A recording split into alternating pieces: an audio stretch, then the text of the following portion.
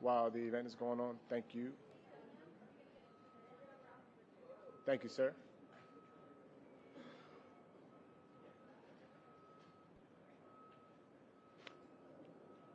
Check 1, 2. Last audio checks for press.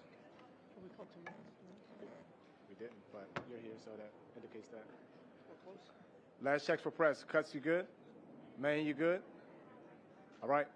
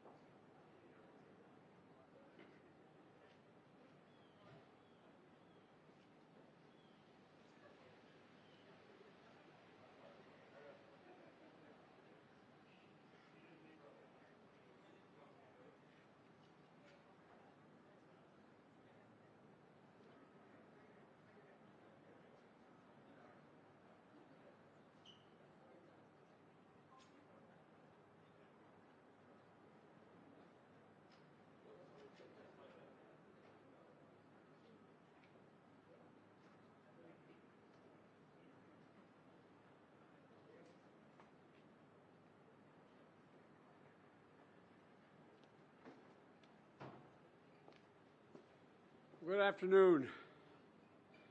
Today I have some good news to report from the Middle East. I just spoke with the Prime Minister of Israel and Lebanon. I'm pleased to announce that their governments have accepted the United States proposal to end the devastating conflict between Israel and Hezbollah. I want to thank President Macron of France for his partnership in reaching this moment. For nearly 14 months, a deadly conflict raged across the border that separates Israel and Lebanon. A conflict that began the day after the October 7 attack by Hamas on Israel. Hours later, at 2 a.m. in the morning, Hezbollah and other terrorist organizations backed by Iran attacked Israel in support of Hamas. Let's be clear, Israel did not launch this war. The Lebanese people did not seek that war either, nor did the United States. Over the past year, including the days immediately following October the 7th, I directed the U.S. military to flow assets and capabilities into the region, including aircraft carriers, fighter squadrons, and sophisticated air defense battery, to defend Israel and deter our common enemy at critical moments. Since the war with Hezbollah began, over 70,000 Israelis have been forced to live as refugees in their own country, helplessly watching their homes, their businesses, their communities as they're bombarded and destroyed. And over 300,000 Lebanese people have also been forced to live as refugees in their own country. And a war imposed on them by Hezbollah. All told, this has been the deadliest conflict between Israel and Hezbollah in decades. How many of Hezbollah's senior leaders are dead, including its longtime leader, Nasrallah? And Israel has destroyed Hezbollah's terrorist infrastructure in southern Lebanon as well, including miles of sophisticated tunnels, which were prepared for an October 7-style terrorist attack in northern Israel.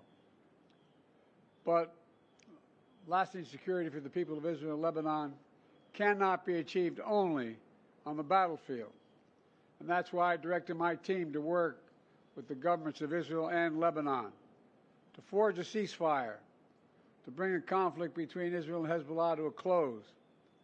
Under the deal reached today, effective at 4 a.m. tomorrow local time, the fighting across the Lebanese-Israeli border will end. Will end. This is designed to be a permanent cessation of hostilities. What is left of Hezbollah and other terrorist organizations will not be allowed, I emphasize, will not be allowed to threaten the security of Israel again. Over the next 60 days, the Lebanese army and state security forces will deploy and take control of their own territory once again. Hezbollah terrorist infrastructure in southern Lebanon will not be allowed to be rebuilt.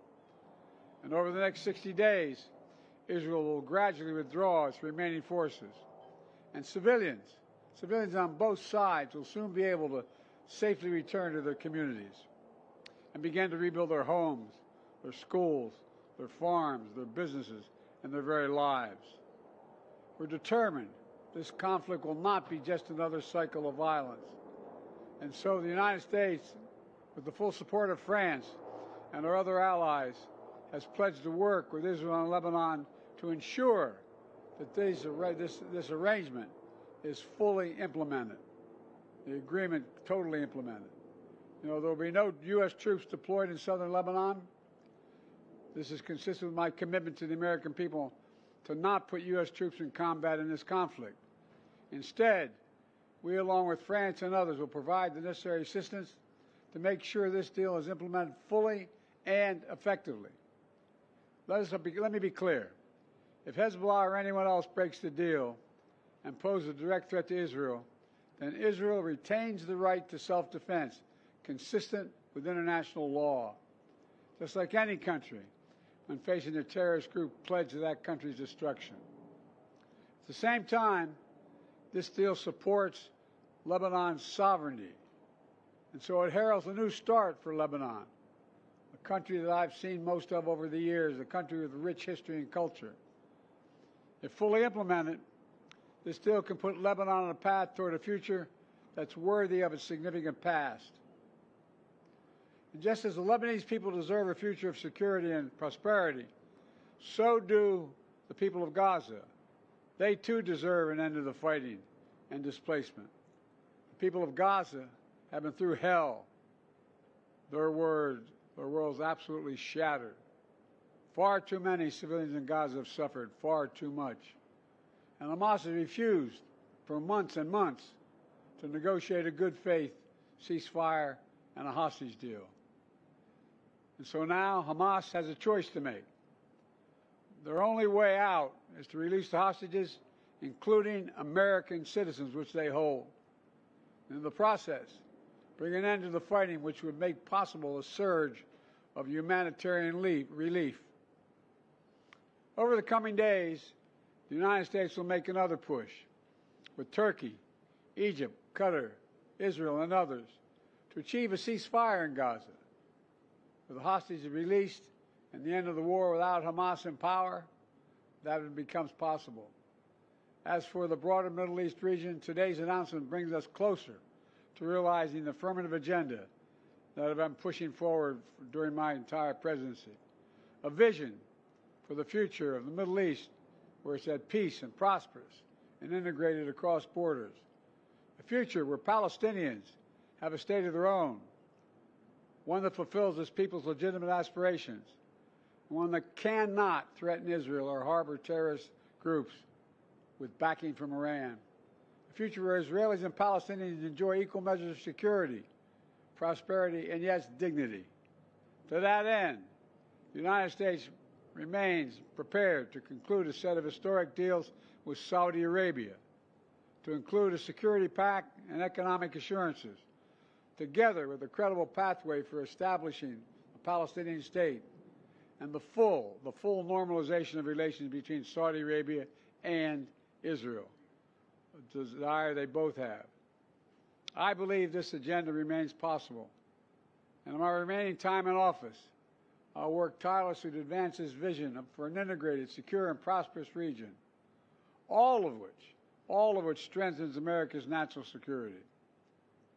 Getting all this done will require making some hard choices.